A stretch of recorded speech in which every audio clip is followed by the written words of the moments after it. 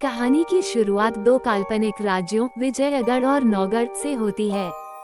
दोनों राज्यों के बीच लंबे समय से दुश्मनी चली आ रही है। विजयगढ़ के राजा सुरेंद्र सिंह और नौगढ़ के राजा जयसिंह के बीच का ये संघर्ष सत्ता, क्षेत्रीय अधिकार और पुरानी राजनीतिक रंजिश का परिणाम है।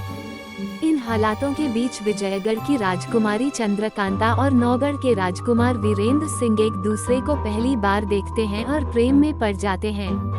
राजकुमारी चंद्रकांता अपनी सखियों चपला और चंपा के साथ महल के बगीचे में घूम रही होती है।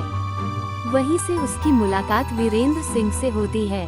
वीरेंद्र अपनी बहादुरी और आकर्षक व्यक्तित्व के कारण चंद्रकांता को भा जाते हैं। हालांकि दोनों का प्रेम गुप्त रूप से पनपता है क्योंकि उनके परिवारों की दुश्मनी इस रिश्ते को असंभव बना देती है। वीरेंद्र अक्सर गुप्त रास्तों से विजयगढ़ के महल तक आता है और चंद्रकांता से मिलता है।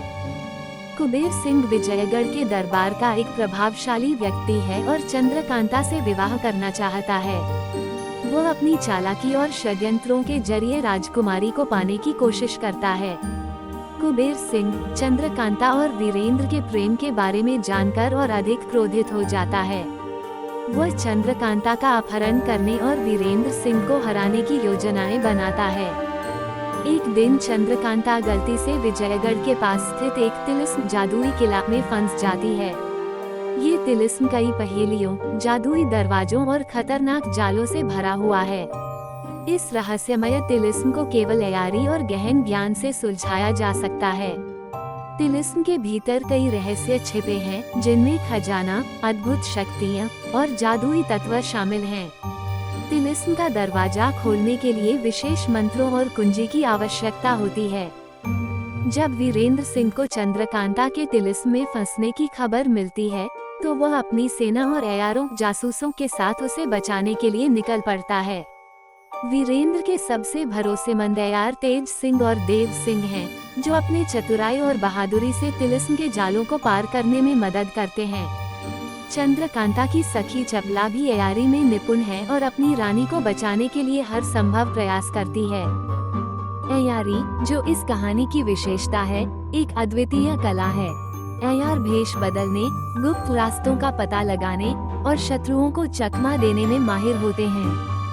तेज सिंह तिलिस्म की पहली पहेली सुलझाते हैं। चपला और चंपा महल के गुप्त मार्गों से कुबेर सिंह की योजनाओं का पता लगाती हैं। वीरेंद्र सिंह और तेज सिंह अपनी चालाकी से कुबेर सिंह के षड्यंत्र को विफल करते हैं। इस बीच कुबेर सिंह तिलिस्म के खजाने पर कब्जा करने की योजना बनाता है। वो वीरेंद्र और चंद्रकांता को अलग करने के लिए जाल बिछाता है। कुबेर सिंह और उसके सैनिक तिलिस्म के भीतर वीरेंद्र का सामना करते हैं। तेज सिंह की चालाकी से कुबेर सिंह का हर षड्यंत्र नाकाम हो जाता है। तिलिस्म के अंदर वीरेंद्र सिंह और उनके साथियों को कई खतरों का सामना करना पड़ता है। तेज सिंह तिलिस्म के अंतिम दरवाजे को खोलने के लिए प्राचीन ग्रंथों और जादुई मंत्रों का उपयोग करते हैं। पंडित बद्रीनाथ और कृपाराम जैसे विद्वानों की सहायता से तिलिस्म की गुत्थी सुलझती है। आखिरकार वीरेंद्र सिंह तिलिस्म के दरवाजे को खोलते हैं और चंद्रकांता को मुक्त करते हैं। चंद्रकांता को बचाने के बाद वीरेंद्र और चंद्रकांता का प्रेम और अधिक मजबूत हो जाता है। विजयगढ़ और नौगढ़ के बीच की दुश्मनी समाप्त हो जाती है। दोनों राज्यों के राजा अपने बच्चों के प्रेम को स्वीकार कर लेते हैं।